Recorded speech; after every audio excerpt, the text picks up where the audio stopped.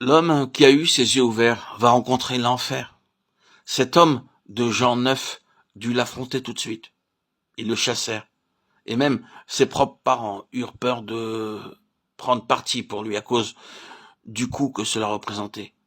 Interrogez-le lui-même. Il a de l'âge. C'est notre fils. Mais ne nous pressez pas trop. Ne nous impliquez pas dans cette affaire. Allez à lui. Laissez-nous tranquilles. Ils sentirent le danger et cherchèrent à dévier la question. Voir c'est coûteux et peut tout coûter à cause de la valeur immense de voir le Seigneur et de l'opposition de Satan, le Dieu de ce siècle, qui a aveuglé les yeux des incrédules. La ruine pour l'œuvre de Satan, ce que nous voyons.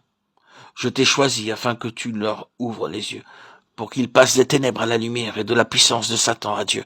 Acte 26, 18. Satan ne veut pas accepter cela, ni au commencement, ni en aucune mesure. Voir, c'est une chose énorme. Mais quel besoin avons-nous aujourd'hui d'hommes et de femmes qui puissent se tenir spirituellement dans la position où cet homme se trouvait et dire « Je sais une chose, c'est que j'étais aveugle et que maintenant je vois ». Jean 9, 25.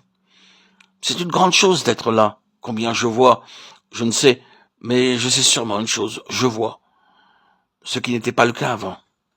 Il y a l'impact, l'enregistrement de cette réelle expérience.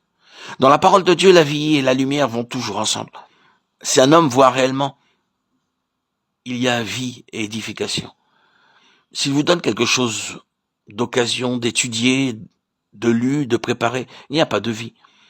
Si ce n'est cette fausse poussée d'intérêt temporaire, une fascination passagère. Mais il n'y a pas de vraie vie qui fait que les gens vivent.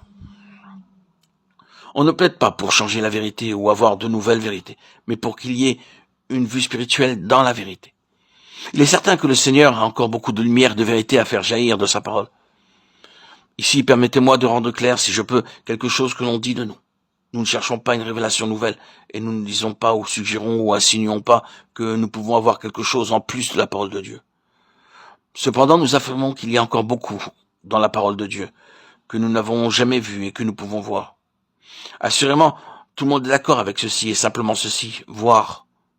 Plus nous voyons, si vraiment nous voyons, plus nous nous sentons confondus sur le tout, parce que nous nous rendons compte que nous sommes arrivés aux frontières d'un domaine, aux immenses distances, qui s'étend bien au-delà du pouvoir d'expérience d'une courte vie humaine.